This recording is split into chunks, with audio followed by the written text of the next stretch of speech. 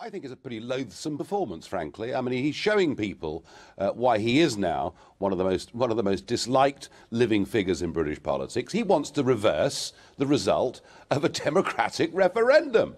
He's making it clear that anything must be done to stop us leaving the EU.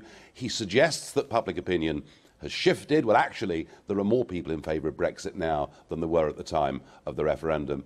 But the real irony here is, of all the people to argue that we could get a reform deal with the European Union, Tony Blair is probably the worst placed person to do so, because he, as Prime Minister, was President of the EU for 6 months back in 2005. He promised reform of the Common Agricultural Policy. He got none, and yet gave away £7 billion of our rebate. So I don't think he's a trusted figure on this, or frankly, anything else. Loathsome he may or may not be, but his point is slightly more nuanced than is just described by yourself. His contention is that various EU leaders that he will have spoken to are willing to make key concessions of the sort that you and others were demanding when in the European Parliament, particularly on freedom of movement, to keep the United Kingdom within the European Union. Now, if that is the case, then why shouldn't that case be allowed to be put to the British public? Mr Blair, before, when he was Prime Minister, promised us substantial reforms of the terms of our membership. He promised big reforms of the Common Agricultural Policy. He totally failed to deliver. I don't think anybody today is going to take seriously the idea that the EU is somehow going to change its rules. And anyway, the referendum wasn't just about a rule here or there. It was about the supremacy of law. Who governs Britain is what the referendum was about. And Mr Blair, perhaps you weren't listening, but our answer was, we wish to govern ourselves. Well, with respect, Mr Farage, I mean, some would suggest that Tony Blair might be rather better placed to know the minds of leaders like Macron and Angela Merkel than someone like yourself, who essentially spent many, many years taking, well, the mickey out of them to their faces. Well, I've spent nearly 20 years there, actually working with them, living with them. I think I know the mindset of the European Union as well as anybody. He argued, Blair, that with the election of Macron, reform is now on the agenda. Well, it is.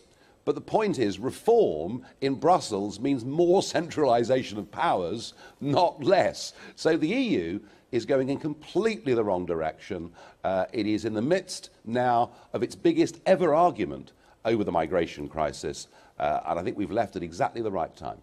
Still, this intervention by Tony Blair does rather suggest that the dynamics of the argument between those who voted Remain and those who voted to leave has somewhat shifted. It does certainly feel right now that those who advocate the case for leaving the European Union are on the back foot, that they are the ones who are being forced to provide answers to the difficult questions.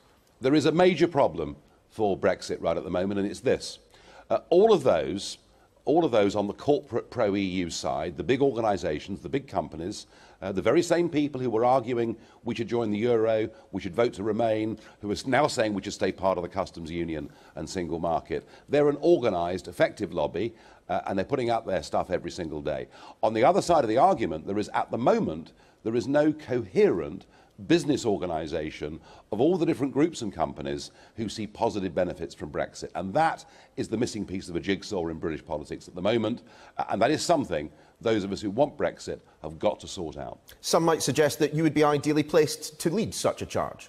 Well, we'll have to see, won't we? I'm not going anywhere. I'm going to see through my job in the European Parliament, and report on what I see going on there. But if I can help in any way at all to bring together business voices to counter this daily negative dart that we've got, then I will do so. Well, what would be your response if you were given that job to the point made by the Prime Minister in the clip that we just played, that the savings ratio, the lowest in 50 years, the investment community internationally negative about the United Kingdom, currency down 12%, investment in the car industry down 30%.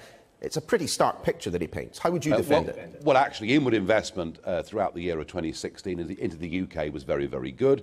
And the most important thing that I think we should be emphasising is the fact that America, Australia, Japan, 24 countries are lining up, chomping at the bit, saying, right, let's get a proper special trade relationship going between us. And, of course, the positive argument of Brexit was that in terms of trade, in terms of business, we've got the chance now to engage with 85% of the world's economy that is not in the European Union. And these are the positive arguments that now need to be made. Still, are you as confident as you undoubtedly would have been the morning of the 24th of June 2016 that the United Kingdom will be exiting the European Union?